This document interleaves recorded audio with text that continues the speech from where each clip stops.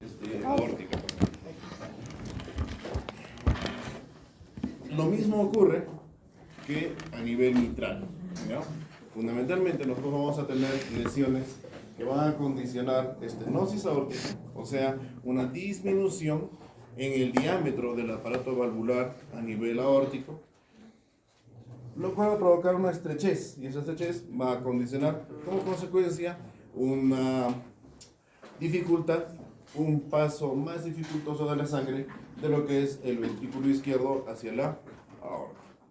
Mientras que la insuficiencia va a ser aquella valvulopatía que se va a caracterizar por tener una alteración a nivel de la anatomía del aparato valvular, de tal forma que cuando el ventrículo izquierdo empiece a llenarse, o sea, haya una diástole activa, por así decirlo, en lugar de recibir solamente la sangre de la aurícula izquierda, también va a recibir sangre de retorno de la aorta. ¿Ok? Comencemos con la estenosis. Este es el aparato valvular, ¿no es cierto? Para lo que es la aorta, el aparato valvular aórtico.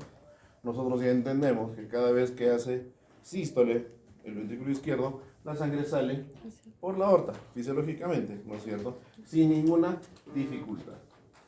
Pero ¿qué es lo que ocurre cuando yo encuentro una disminución en la capacidad de apertura de las valvas de la válvula aórtica? Eso va a producir una disminución en el área por la cual va a pasar la sangre, producido por una estenosis aórtica, ¿ya? Esa estenosis aórtica tiene características también al momento de ser evaluado el paciente. Entonces, en la estenosis aórtica, la sangre va a ser poco capaz de circular con libertad desde el ventrículo izquierdo hacia la aorta. ¿Ok?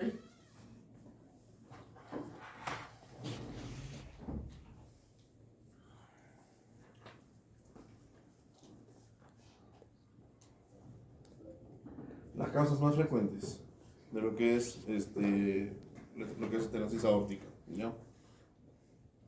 Todavía en algunos países la reumática sigue siendo la menor causal. Es que hemos revisado nosotros cuando hemos hecho valvulopatía mitral que fundamentalmente la patología reumática afecta a la válvula mitral, fundamentalmente.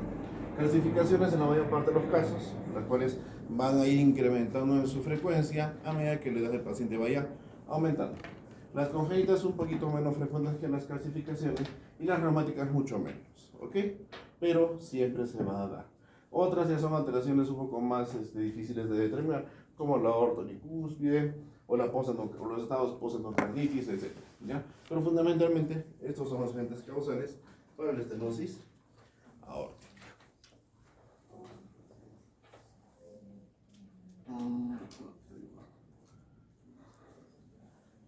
Cuando nosotros hablamos de estadios a nivel de lo que es estenosis aórtica, hablamos de alteraciones numéricas que se van a dar con respecto a la cantidad de área que permite pasar la sangre del ventrículo izquierdo hacia la aorta, determinados desde el punto de vista hemodinámico. Esa alteración del área o la superficie que permite el paso de la sangre va a ser determinado o va a ser componente de un factor que nosotros estudiamos hemodinámicamente, que es la fracción de eyección. La fracción de eyección va a ser ese indicador numérico que me va a permitir determinar, ¿no?, qué tan competente es el ventrículo izquierdo al momento de hacer contracción para permitir el paso de la sangre. Ahora, cuando nosotros hablamos, por ejemplo, de insuficiencia cardíaca, que vamos a verlo de acá una clase en adelante, vamos a poder determinar que hay dos formas de que el aparato valvular falle, en este caso el aórtico. Uno por problemas estructurales propios de la válvula y otro por problemas relacionados a el componente miocárdico, a la capacidad que tiene el músculo para contraerse, en este caso el músculo del ventrículo izquierdo. ¿Por qué? Porque si el ventrículo izquierdo va a mantener su arquitectura, no vamos a tener problemas de contracción, el aparato valvular, el anillo valvular va a mantenerse indemne, sin mayores alteraciones. Pero cuando el ventrículo izquierdo cae en miocardiopatía dilatada, las dimensiones de esta cavidad van a aumentar también. Y al aumentar las dimensiones de la cavidad, el anillo valvular también aumenta en sus dimensiones. ¿Qué es lo que pasa? Al aumentar las dimensiones del anillo valvular, las valvas no sufren alteración, siguen anatómicamente normales. Es por eso que ahí se manifiesta la falla del aparato valvular. ¿Y tiene que ver con la fracción de eyección? Definitivamente que sí. En un estadio 0 no va a haber compromiso cardíaco. El paciente prácticamente va a estar asintomático porque el aparato valvular todavía va a ser competente en su función. En un estadio 1 vamos a hablar de aquellos pacientes que ya tienen un inicio en el compromiso de su fracción de eyección o en su capacidad para poder realizarse la contracción. Hablamos de una fracción de eyección menor de 60, pero que se puede considerar hasta mayor al 50%, entre 50 a 60. Acá ya va a haber un compromiso evidente del ventrículo izquierdo. Como pueden ver ahí, hay un estadio de hipertrofia, va a haber disfunción diastólica. Obviamente, si el ventrículo está hipertrófico, significa que ese músculo está engrosado. Y si el músculo está engrosado, muy difícilmente va a dilatarse. Y hacer un compromiso moderado o importante, la fracción de eyección se va a ver comprometida, pero no comprometida de una forma importante. Por eso les digo, es menos de 60, pero puede mantenerse de 50 a más. Entonces el parámetro más o menos es de 50 a 60. En un estadio 2 ya vemos que hay compromiso incluso de la aurícula izquierda o también del aparato valvular mitral. Acá ya hablamos de un compromiso estructural mucho más evidente a nivel cardiológico. La fracción de eyección se va a ver mucho más reducida, de repente en un 40 o en un 35%, y va a haber una insuficiencia mitral incluso moderada o mayor. Acá, cuando yo tengo un estadio 2, es muy fácil que yo encuentre eventos de fibrilación auricular en mi paciente, trastornos en el ritmo. ¿Qué pasa en el estadio 3? Ya va a haber compromiso a nivel tricuspideo. Añadido eso, de repente, la hipertensión pulmonar. Entonces, a nivel de la tricúspide, eventos de insuficiencia, la cual puede ser moderada o puede ser incluso grave. Pero ya hay compromiso del aparato valvular tricuspideo. Si se dan cuenta, estamos yendo en forma retrógrada. Primero, ha habido un compromiso a nivel del aparato valvular aórtico, de arranque, en un estadio 1. En un estadio 2 ya hay falla de la válvula mitral. En un estadio 3 ya estamos evidenciando falla a nivel de la válvula tricúspide. ¿Ok? Y en un estadio 4 ya el compromiso es global, el compromiso es a nivel de todo el corazoncito y va a haber una disfunción diastólica a nivel de lo que es el ventrículo derecho. Cuando ya se manifiesta esto, estamos hablando de una falla cardíaca global. Eso es para que pongan en cuenta los estadios de lo que es la estenosis. ¿Es sistólica o diastólica? ¿Cuál? Es la última en el estadio 4. Es que dice sistólica. Ahí está. Buena pregunta. Si estamos hablando de una falla cardíaca y estamos en un estadio de dilatación, el músculo de lo que estaba muy engrosado en la hipertrofia, en la dilatación, se adelgaza. Entonces ya no hay una buena fuerza contráctil. Por eso la disfunción o la alteración en la función es sistólica. ¿Ya?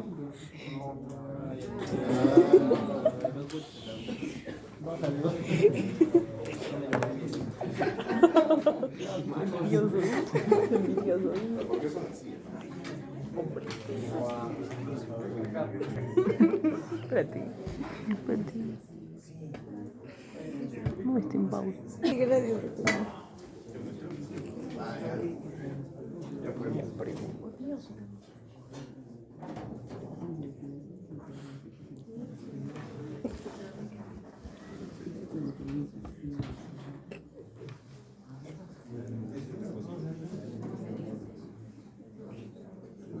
Uy, ya no va a agarrar.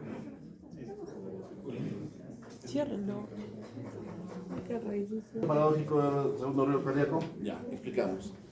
¿Qué es el segundo ruido? ¿Cuáles son los componentes del segundo ruido cardíaco? Es el cierre de las sigmoideas, ¿no es cierto? Listo. Por un lado tenemos la pulmonar y por otro lado tenemos la aórtica. Ahora, ¿cuál de ellas es la que responde a una mayor presión? ¿La aórtica o la pulmonar? La aórtica. Lo normal es que quien tenga el componente más fuerte en el segundo ruido cardíaco sea el componente aórtico. El pulmonar no tanto porque hay menor presión en la que se somete.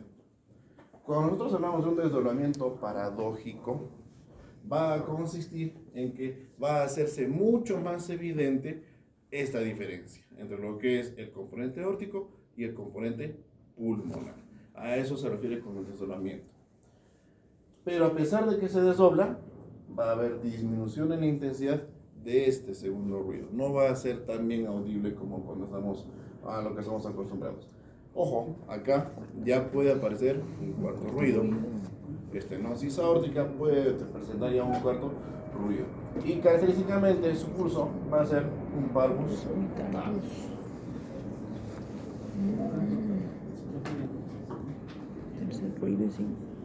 Tercer ruido es insuficiencia. ¿Qué es lo que pasa a nivel valvular cuando nosotros hablamos de la disfunción del aparato valvular? Acá debemos tomar en cuenta una cosa. Esto de acá, todo esto de acá es la luz arterial y esto de acá es la íntima junto con la pared de la válvula o el componente, la estructura de la válvula en sí, ¿no? A nivel sanguíneo, nosotros podemos tener múltiples alteraciones, como dolores bicúspides, factores congénitos, incluso, y lo más importante, son fuerzas de cizallamiento o de daño de la íntima. ¿Ya? Cuando hay un daño de la íntima, se va a dar cabida a un evento o un inicio de la cascada inflamatoria, con presencia de factores de crecimiento tumoral, factores de necrosis, etcétera, etcétera, etcétera.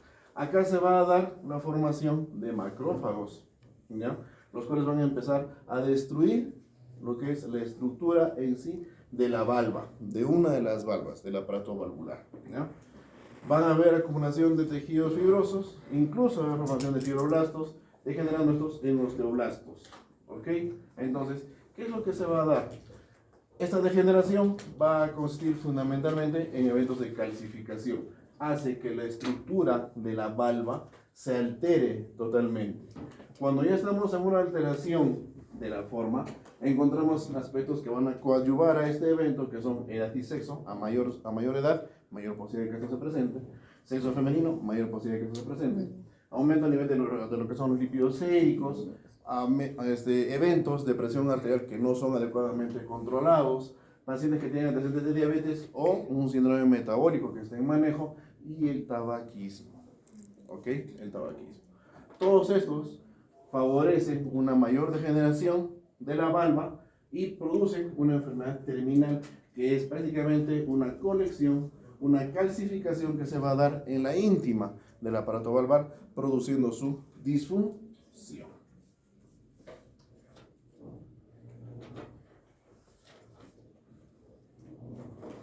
Entonces, desde el punto de vista fisiopatológico, esta alteración que vamos a encontrar en el aparato valvar, que consiste en la disminución en cuanto a la luz o al lumen de ese aparato valvular, va a ser primero de forma gradual. Esto no se va a presentar de golpe. No hay estenosis aórticas agudas o crónicas. Todas van a tener una instalación en el tiempo. Entonces, a medida que se va cerrando el aparato valvular, vamos a empezar a presentar sobrecarga de presión a nivel de la sístole por parte del ventrículo izquierdo. A medida que se va cerrando el aparato valvular, mayor va a ser la fuerza contráctil que va a dar el ventrículo izquierdo. Salud, doctora.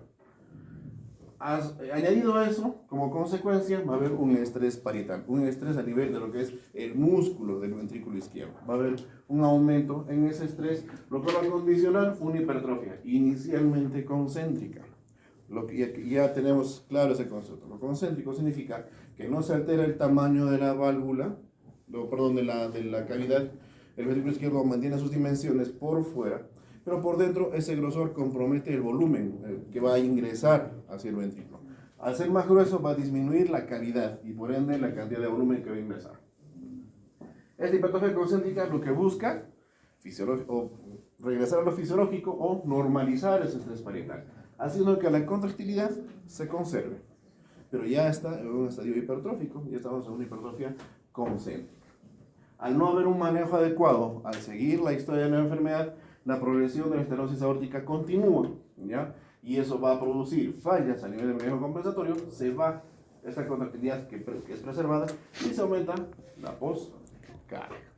Al haber la poscarga, ¿qué es lo que yo voy a encontrar? Ya estoy en lo último de la capacidad compensatoria de ese músculo.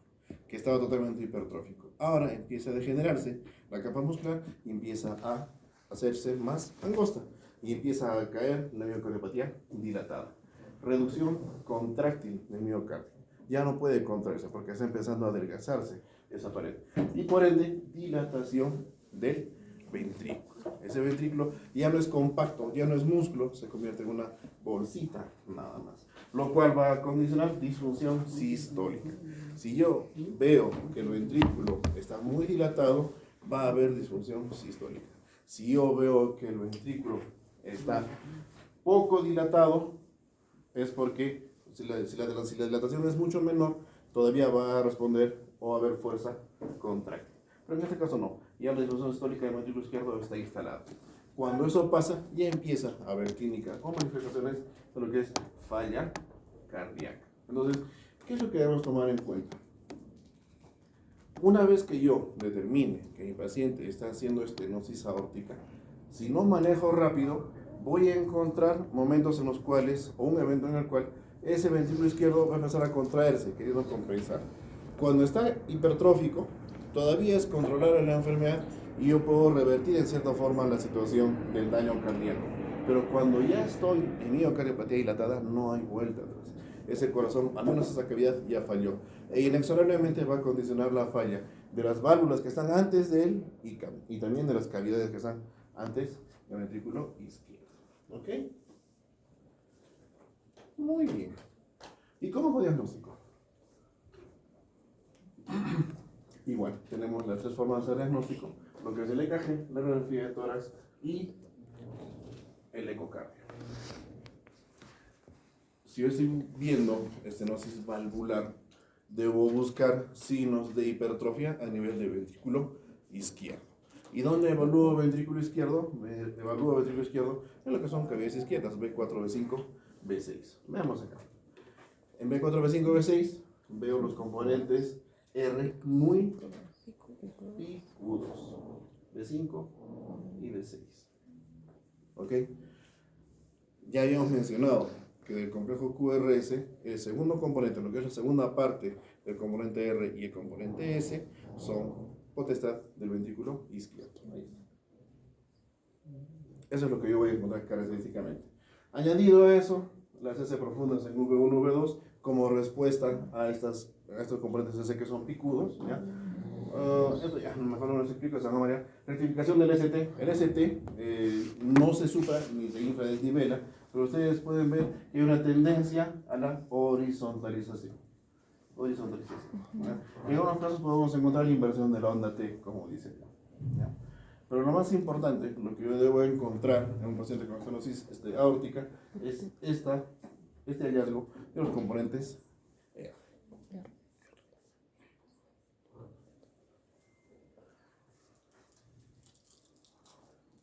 ¿Qué es lo que encuentro a nivel de la radiografía de tórax? Si estoy sospechando que la falla aórtica ya está instalada y el paciente viene con clínica, puedo sospechar que las cavidades izquierdas, en realidad, principalmente lo que es el ventrículo izquierdo, va a aumentar en sus dimensiones. Entonces, eso se ve acá, porque son las cabecitas de flecha. Ahora, dependiendo de lo que yo encuentre también, podemos encontrar una alteración a nivel de la aorta. El aparato valvular aórtico nace por acá y dibuja un callado, ¿no es cierto? Acá lo que encontramos es una dilatación de la aorta por alteraciones que se pueden relacionar con patología propia de la pared aórtica, con procesos degenerativos en el paciente, por ejemplo, en pacientes que son muy ancianos, se puede alterar la arquitectura de la pared y producir esta alteración. No es frecuente, no es mandatorio encontrarlo, pero sí es mucho más frecuente encontrar el crecimiento de las cavidades izquierdas.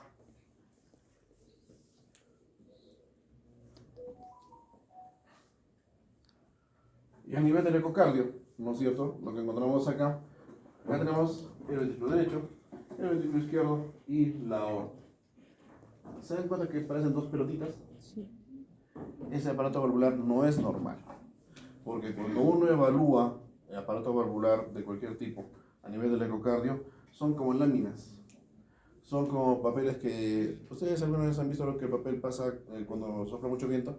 Las ondas, igualito. Ustedes ven una válvula normal a nivel del ecocardio y la sangre hace las veces del viento y la válvula o la valva hace las veces del papel. Y aletea, con cada latido. Aletea y se cierra, aletea y se cierra. Es bonito. Pero en este caso no, porque está calcificado. Este aparato valvular ya está dañado. Y al estar dañado, ya no permite la apertura del aparato valvular. Se cierra hasta cierta parte. Y eso produce la estenosis aórtica. ¿Ok? Muy bien. ¿Alguna pregunta? ¿Estenosis aórtica? ¿Está claro todo? ¿Seguros, muy seguros? Seguros. Yo confío en eso, pero los orales pues no les ayudan. O está claro ahorita y después se va.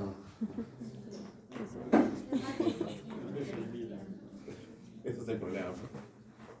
El celular sabe más que ustedes, semiología no puede ser. Insuficiencia. Ya hemos mencionado que la insuficiencia está relacionada fundamentalmente al retorno de la sangre de una cavidad hacia otra o de un vaso grande hacia una cavidad. En este caso, hablamos de la insuficiencia aórtica. Es lo normal que la sangre, que el ventrículo izquierdo una vez que se contrae, ¿no?, pasa toda la sangre hacia la aorta, no debería retornar. Pero cuando el ventrículo está empezando a hacer dilatación activa, ¿no?, está empezando a querer jalar sangre, la sangre que jala no solamente es de la aurícula, sino también hay un retorno de sangre de la aorta, produciendo una sobrecarga de